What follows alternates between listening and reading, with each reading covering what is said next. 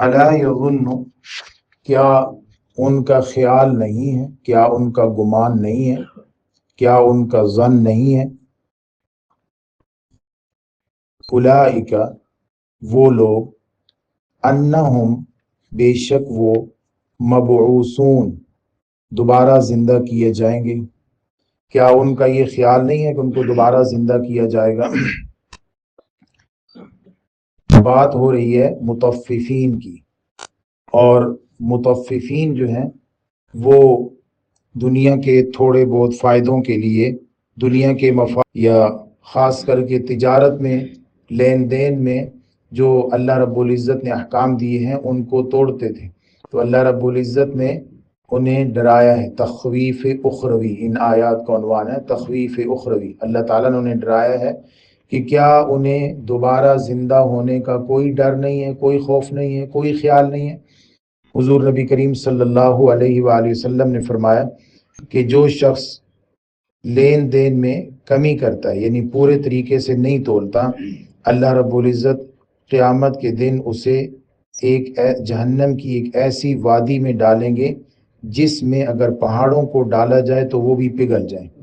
और आप सल्लल्लाहु अलैहि वसल्लम ने फरमाया कि उस वादी से खुद जहन्नम भी पनाह मांगती है।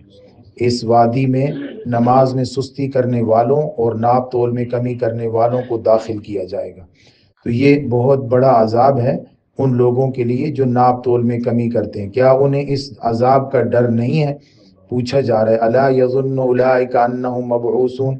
हुज़ूर नबी करीम सल्लल्लाहु अलैहि वसल्लम ने फरमाया कि नाप तोल में कमी करने वालों का चेहरा क़यामत के दिन काला कर दिया जाएगा। आपने फरमाया कि उनकी ज़बान तोतली कर दी जाएगी और उनकी आंखें नीली होंगी। और आप सल्लल्लाहु अलैहि वसल्लम ने फरमाया कि उनकी गर्दन में आग का तराजू डाला जाएगा। आग का तराजू उनकी गर्दन में डाला जाएगा। इनका गुनाह क्या है? ये मुतफ्फिफीन है। मुतफ्फिफीन की ये सज़ा है। अल्लाह रब्बुल इज़्ज़त हम सबको मुतफ्फिफ बनने से महफूज फरमा दे। अला यज़ुन्नु, क्या उनका गुमान नहीं है, उलाइका, वो लोग, अन्नहुम मबऊसून, कि वो दोबारा उठाए जाएंगे। ज़न का माना गुमान ही होता है, लेकिन बाज़े माहिरीन लुगत का ख्याल ये है कि जब यज़ुन, ज़न्ना यज़ुन्नु के बाद अन्ना आ जाए तो फिर इसका माना यकीन और पुख्ता ख्याल इसका माना हो जाता है। तो यहाँ ज़न का मान, ज़न के बाद अन्ना आ गया तो पुख्ता ख्याल। अगर आदमी का पुख्ता ख्याल हो कि अगर जिंदा दोबारा होना और हिसाब किताब होना है तो फिर वो कभी भी इतना बड़ा जुर्म नहीं करेगा, इतना खयानत नहीं करेगा। और बाज़ हज़रात ने तो लिखा है कि ये बस राई के पीछे पहाड़ छुपाने के मुतरादिफ है कि आप अपनी उंगली के ज़रिए से, अपने हाथ की सफाई के ज़रिए से या गाहक की सादगी से फ़ायदा उठाते हुए आप थोड़ा सा माली फ़ायदा उठा लेते हैं, लेकिन इसके पीछे जो अजाब पड़ा हुआ है उससे गाफिल हैं। हज़रत अली रज़ी अल्लाह ताला अन्हु बाज़ार में तशरीफ़ ले जा रहे थे तो बाज़ार में देखा कि एक आदमी ज़ाफ़रान का वज़न कर रहा है। ज़ाफ़रान कीमती चीज़ है, सोने की तरह उसको तोलते हैं, और छोटे छोटे तराजू। तो हज़रत अली रज़ी अल्लाह ताला अन्हु ने उसकी वो साइड जिसमें उसने ज़ाफ़रान डाली हुई थी पलट दी और फरमाया कि पहले पूरा करो इसको, पहले इसको पूरा करो, यानी जो आपका फ़र्ज़ है पहले उसको निभाओ, और फिर जो ऊपर देना है, इजाफी देना है, उड़ान जिसे कहते हैं, जो इजाफी देना है तो वो बाद में अलहदा से दो, वो अलहदा से दो। नफल जो है उसको बाद में पूरा करो, पहले अपने आप को फ़र्ज़ की अदायगी का आदी बनाओ। तो ऊपर देना इतना ज़रूरी नहीं है, पूरा पूरा देना बहुत ज़रूरी है। ऊपर देना दो वजह से हो सकता है। एक, गाहक बढ़ाने के लिए, गाहक को अपना ईमानदार जाहिर करने के लिए कि मैं बड़ा ईमानदारी के साथ तोलता हूँ और वो मेरे पास बार बार आए, या दूसरे लोगों को भी रेफर करें, इस वजह से हो सकता है। या इस वजह से हो सकता है कि कहीं मेरे देने में कहीं कमी ना हुई हो। तो तराजू तो बताता है पूरा कि कमी है या ज्यादा है या पूरा है, तो पूरा देना फर्ज है, जरूरी है, और उसमें डंडी मारना गुनाह कबीरा है और उसके सख्त अजाब है। लेकिन इजाफे के साथ देना ये फ़ायदा है, मुफीद है ताजिर के लिए, दुनिया में भी और आखिरत में भी उसके लिए فائدہ ہے، لیکن اپنے فرض کو پورا کرنا اور نبھانا یہ بہت زیادہ ضروری ہے۔ اللہ رب العزت نے تجارت میں متفف یعنی تطفیف سے جو منع کیا ہے، سورہ ہود میں منع فرمایا ہے، سورہ شعراء میں منع فرمایا ہے، سورہ آراف میں منع فرمایا ہے، سورہ انعام میں منع فرمایا ہے، اور سورہ بنی اسرائیل میں فرمایا وَأَوْفُوا الْكَيْلَ إِذَا كِلْتُمْ، جب وزن کرو تو پورے طریقے سے، جب ناپو تو پورے طریقے سے، جب گنو تو پورے طریقے سے، وَأَوْفُوا الْكَيْلَ إِذَا كِلْتُمْ۔ اور حضرت شعیب علیہ السلام کی قوم کی یہی تو کوتاہی تھی کہ وہ اسی گناہ کی وجہ سے تو وہ دنیا میں ان پر عذاب آیا، زمین پر ان پر عذاب آیا، اسی جہان میں ان پر عذاب آیا کہ وہ متففین میں سے تھے، وہ کمی کوتاہی کرنے والوں میں سے تھے۔ یہ جو صورتوں کے میں نے حوالے دیے، ان تمام صورتوں میں حضرت شعیب علیہ السلام کے حوالے سے ان کی قوم کا ذکر کیا گیا ہے، اور ان کی قوم پر آنے والے عذاب کا بھی تذکرہ فرمایا۔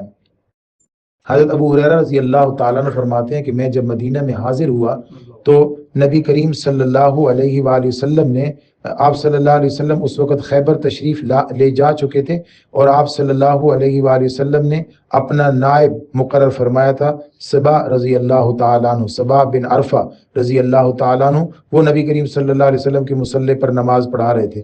میں جب حاضر ہوا تو انہوں نے پہلی رکعت میں، فجر کی نماز پڑھا رہے تھے، پہلی رکعت میں انہوں نے سورۃ مریم پڑھی، پوری سورۃ مریم۔ نہ میں پڑھ سکتا ہوں اور نہ ہی جو ہے وہ گلا اتنا اجازت دیتا ہے سورۃ مریم۔ پہلی رکعت میں سورۃ مریم پوری پڑھی، اور فرمایا کہ دوسری رکعت میں سورۃ مطففین پڑھی۔ تو میرے منہ سے نکل گیا، ایک شخص کا نام لیا انہوں نے، ایک تاجر کا، کہ فلاں تاجر تو ہلاک ہو گیا، فلاں تاجر کی تو تباہی ہو گئی، اس لیے کہ اس نے خریدنے کے لیے اور اوزان رکھے ہوئے ہیں اور بیچنے کے لیے دوسرے اوزان رکھے ہوئے ہیں، یعنی خریدنے کے لیے بڑے زیادہ وزن والے اور بیچنے کے لیے تھوڑے وزن والے۔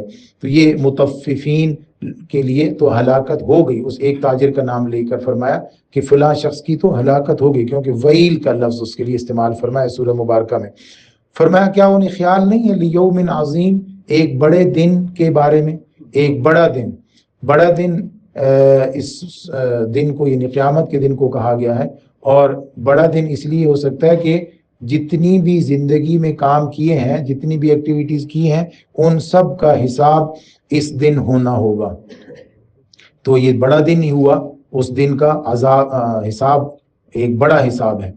یا دوسرا اس وجہ سے کہ سورۃ المعارج میں اللہ رب العزت فرماتے ہیں سأل سائل بعذاب واقع للکافرین لیس له دافع من اللہ ذی المعارج تعرج الملائکۃ والروح الیہ فی یوم کان مقدارہ 50,000 سنہ۔ اس دن کی جو مقدار ہے نا، قیامت کا دن، مقدارہ 50,000 سنہ، اس کی مقدار 50,000 سال ہے۔ 50,000 سال، وہ کوئی ایسے سال بھی نہیں ہوگی جیسے ہم زمین پہ گزار رہے ہیں۔ نبی کریم صلی اللہ علیہ وسلم نے فرمایا کہ سورج 1 میل کے فاصلے پر ہوگا، بالکل قریب، یہاں قریب سورج ہوگا، اور آدمی اپنے ہی پسینے میں ہوگا۔ کسی کا پسینہ جو ہے وہ اس کے ٹخنوں تک، کسی کا گھٹنوں تک، کسی کا اس کے پیٹ تک، اور کسی کا اس کے کانوں تک، اور کسی کو تو پسینے کی لگام ڈالی جائے گی، جدھر وہ جائے گا پسینہ اس کے ساتھ ساتھ وہ یعنی پسینے کے اندر ڈوبا ہوا ہوگا۔ اور آپ صلی اللہ علیہ وسلم نے فرمایا، عمر فاروق رضی اللہ تعالیٰ فرماتے ہیں کہ متففین کو اس دن پسینے میں کانوں تک ڈبویا جائے گا، یعنی ان کے آدھے کان پسینے کے اندر ڈوبے ہوئی ہوں گے۔ متففین کے لیے یہ سزا ہوگی، اور یہ 50,000 سال کا دن ہے، لیوم عظیم۔ اور آپ صلی اللہ علیہ وسلم نے فرمایا متقین کے لیے یہ ایسے ہوگا جیسے ایک فرض نماز انہوں نے پڑھی ہے، اتنا چھوٹا اور مختصر لگے گا ان کو، اور دوسرے لوگوں کے لیے اتنا لمبا دن ہوگا، اسی لیے اس کو فرمایا لیوم عظیم، ایک بڑے دن کے لیے۔ پیشی سے ان کو خوف نہیں ہے۔ یوم یقوم الناس لرب العالمین، یوم جس دن، یقوم الناس لوگ کھڑے ہوں گے، لرب العالمین رب العالمین کے سامنے، رب العالمین کے سامنے جس دن لوگ کھڑے ہوں گے، اس دن کا ان کو احساس نہیں، خیال نہیں، انہیں کمی بیشی کرتے وقت ڈر نہیں لگتا، گناہ کرتے وقت انہیں خوف نہیں آتا۔ اللہ رب ہمیں اس دن کے خوف کی وجہ سے ہر طرح کے گناہ سے بچنے کی توفیق عطا فرمائے۔